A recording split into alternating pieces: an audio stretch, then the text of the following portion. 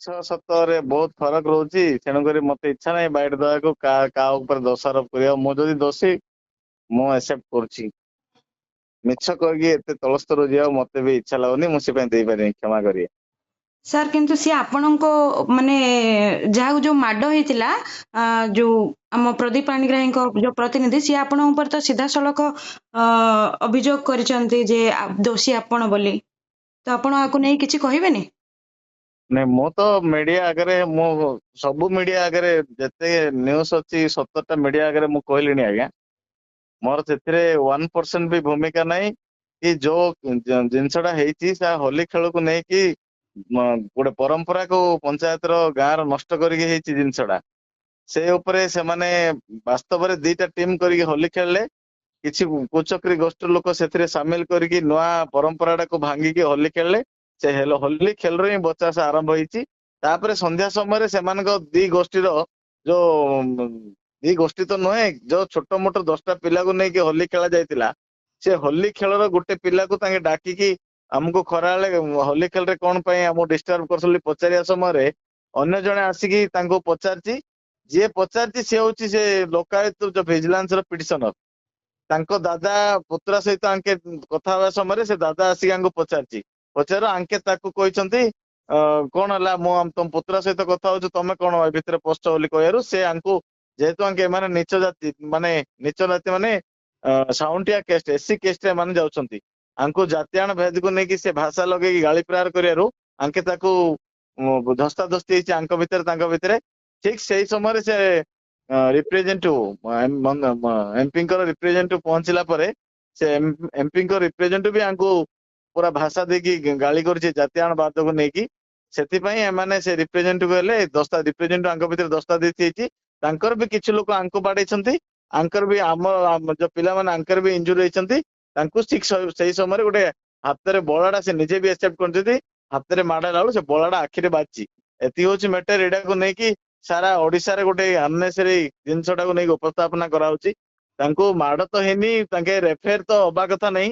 କୌଣସି ଗୋଟେ ପ୍ରେସର ଦେଇକି ଚିକିଟରୁ ବ୍ରହ୍ମପୁରରୁ ରେଫେର କରିକି ଘଣ୍ଟାଟି ପାଇଁ ବ୍ରହ୍ମପୁର ମେଡିକାଲରେ ରହିକି କେବଳ କେସ୍ ହବ, ଗୋଟେ ହେଜିଟେସନ ହବ, ଅଶାନ୍ତି, ଗୋଟେ ଅପ୍ରୀତିକର ବାତାବରଣ ସୃଷ୍ଟି କରିବା ଲକ୍ଷ୍ୟରେ ଏମାନେ ଅଛନ୍ତି। ଗୋଟେ 25 ବର୍ଷର ଗୋଟେ ପଞ୍ଚାୟତର କ୍ଷମତା କେନ୍ଦ୍ର ଆଙ୍କ ପାଖରେ ଥିଲା। ହଠାତ୍ ଗଣତନ୍ତ୍ରରେ ସାମ୍ବିଧାନିକ ଅଧିକାର ଅଛି, ଲୋକଙ୍କର ଭୋଟ ଦେବା ଅଧିକାର ଅଛି। ସେ ଭୋଟକୁ ଯେତେବେଳେ ଗଲା ପଞ୍ଚାୟତ ଇଲେକ୍ସନ ରେ ଏମାନଙ୍କୁ ଲୋକ ପ୍ରତ୍ୟାଖ୍ୟାନ କଲେ। ଏମାନେ କ୍ଷମତା ପାଇଁ ସବୁ କିଛି କରିବା ପାଇଁ ପ୍ରସ୍ତୁତ ଅଛନ୍ତି। ମୁଁ ଗୋଟେ ପଦରେ କହିବି, ଏମାନେ ଚାହୁଁଛନ୍ତି ପଞ୍ଚାୟତର କୌଣସି ଉନ୍ନତିମୂଳକ କାମ ପଞ୍ଚାୟତର ନହେଲେ ଏମାନେ ଆଗାମୀ ଦିନରେ ଯୋଉ ପଞ୍ଚାୟତ ଇଲେକ୍ସନ ହବ, ଏମାନେ ଲୋକଙ୍କୁ କହିବେ, ବୁହା ବୋଲେଇବେ ଯେ 5 ବର୍ଷ ପାଇଁ ଭୋଟ ହେଇଥିଲା, କଣ କଣ ପଞ୍ଚାୟତର କାମ ହେଲା। ଏଇ ଗୋଟେ ଜିନିଷକୁ ସେମାନଙ୍କର ଚିନ୍ତାଧାରା। ଏ ଭିତରେ ଗୋଟିଏ ନିର୍ଦ୍ଦିଷ୍ଟ ଗୋଟେ ରିଟାୟାର୍ଡ ଏକ୍ଜିକ୍ୟୁଟିଭ ଇଞ୍ଜିନିୟର ବି ଶଙ୍କର ନାରାୟଣ ସୁବୁଦ୍ଧି, ସେ ବି ଗାଁରେ ଆସିକି ସବୁବେଳେ କିଛି ଲୋକକୁ ମଦ ପିଇବା ପାଇଁ 500, 300, 200 ଦେଇକି ଡିଷ୍ଟର୍ବ କରିବାରେ ମୁଖ୍ୟ ଭୂମିକା ରହୁଛନ୍ତି ସିଏ। ଆଉ ସେ ପୂର୍ବତନ ସରପଞ୍ଚ ଆମର, ଏ ଦୁଇ ଜଣ ଗାଁରେ ପୁରା ଅସାମାଜିକ ଲୋକଙ୍କ ଭିତରେ ସୃଷ୍ଟି କରି, ଅସାମାଜିକ ଚିନ୍ତାଧାରା ଲୋକଙ୍କ ଭିତରେ ସୃଷ୍ଟି କରୁଛନ୍ତି। ସେମାନେ ନିଜେ ଗାଁ ଭିତରେ ଖଣ୍ଡା ଧରି ବୁଲିବାର ଭିଡିଓ ଭାଇରାଲ ହଉଛି। ଏ ଯୋଉ ପୂର୍ବତନ ସରପଞ୍ଚ ସଫେଇ ଦଉଛନ୍ତି, ଆମେ ଭଲ, ଆମେ ଭଦ୍ର, ସମାଜରେ ଆମେ ଭଳି ଭଦ୍ର ଲୋକ କିଏ ନାହାନ୍ତି। ଏମାନେ ଘର ପଶିକି ଆକ୍ରମଣ କରିବାର ଭିଡିଓ ବି ଆମେ କିଛି କମ ସମୟ ଭିତରେ ପୋଷ୍ଟ କରିବୁ। ଏମାନେ ପ୍ରକୃତରେ ଭଦ୍ର କି ପ୍ରକୃତରେ ଅଭଦ୍ର କିଛି ସମୟ ପରେ ଲୋକ ସାରା ଓଡିଶା ଜାଣିବ ଆଜ୍ଞା। ସାର୍ କିନ୍ତୁ ଚର୍ଚ୍ଚା ହଉଛି ଯେ ମନରେଗା କାମକୁ ନେଇ କିଛି ହେଇଥିଲା, ଯୋଉଥିପାଇଁ ଏଇ ଗଣ୍ଡଗୋଳ ସୃଷ୍ଟି ହେଇଥିଲା। ସମ୍ପୂର୍ଣ୍ଣ ଭାବେ ଭିତ୍ତିହୀନ କଥା। ଯେହେତୁ ମନରେଗା କାମ 2 ବର୍ଷ ତଳରୁ ହିଁ ପଞ୍ଚାୟତରେ ବନ୍ଦ ଅଛି। 2 ବର୍ଷ ହେଲା ଲୋକ ଗୋଟେ ମନରେଗା MGNRGS ଗୋଟେ ଆକ୍ଟ ହେଲେ ବି ଗରିବ ଲୋକ ସେମାନଙ୍କର ଜବ କାର୍ଡରେ ପ୍ରତ୍ୟେକ ବର୍ଷ 100 ଦିନ କାମ ପାଇବା ପାଇଁ ଯୋଗ୍ୟ। 100 ଦିନ କାମ ପାଇବା ପାଇଁ ସରକାରଙ୍କ ନିର୍ଦ୍ଦେଶ ରହିଛି। କିନ୍ତୁ ଆପଣ ମାନେ ଦେଖିବେ ରିସେଣ୍ଟଲି ପଞ୍ଚାୟତର ପ୍ରତ୍ୟେକ ଜବ କାର୍ଡ ଧାରୀ, ଯୋଉ 700, 800, 1000 ଜବ କାର୍ଡ ଧାରୀ, ସେମାନେ 3 ଦିନ ବି କାମ ପାଇନାହାନ୍ତି 2 ବର୍ଷ ଭିତରେ। ସେମାନେ ଅଲରେଡି ପରିବାର ସହିତ ଦେଶ ବିଦେଶ ଗଲେଣି। ଆମେ ବାରମ୍ବାର ଏ ବିଷୟ ନେଇକି ଜିଲ୍ଲାପାଳ ମହୋଦୟଙ୍କ ସହିତ ଆଲୋଚନା ବି କରୁଛୁ। ଯେହେତୁ ଗୋଟେ ପରେ ଗୋଟେ ଭିଜିଲାନ୍ସ, ଗୋଟେ ପରେ ଗୋଟେ ଏନକ୍ୱାରୀ, ଗୋଟେ ପରେ ଗୋଟେ ତଦନ୍ତକାରୀ ସଂସ୍ଥା ଦ୍ଵାରା ସେମାନେ ଲୋକାୟୁକ୍ତରେ ବି 2 ବର୍ଷ ହେଲା ଏ ଜିନିଷ ଫାଇଲ କରିଛନ୍ତି ମ୍ୟାଡାମ। लोकायत को आम पंचायत संपूर्ण भाव कोऑपरेट करके यार तथ्य सविशेष लोकायत को ऑलरेडी दिया है। दीर्घ 2 वर्ष है जदि काम बंद अच्छी होली खेल दिन कौन पाई गंडगोल सृष्टि है जदि लोकायत 2 वर्ष है पंचायत रे काम बंद अच्छी 2 वर्ष हेतु आगु गंडगोल कौन पाई है मैडम। आज्ञा अच्छा एसपी किंबा पुलिस प्रशासन किसी पदक्षेप नहीं कि ए घटना घटिया परे पंचायत रो किसी लोक आमे भी जाई एसपी सार सहित देखा करथिलु।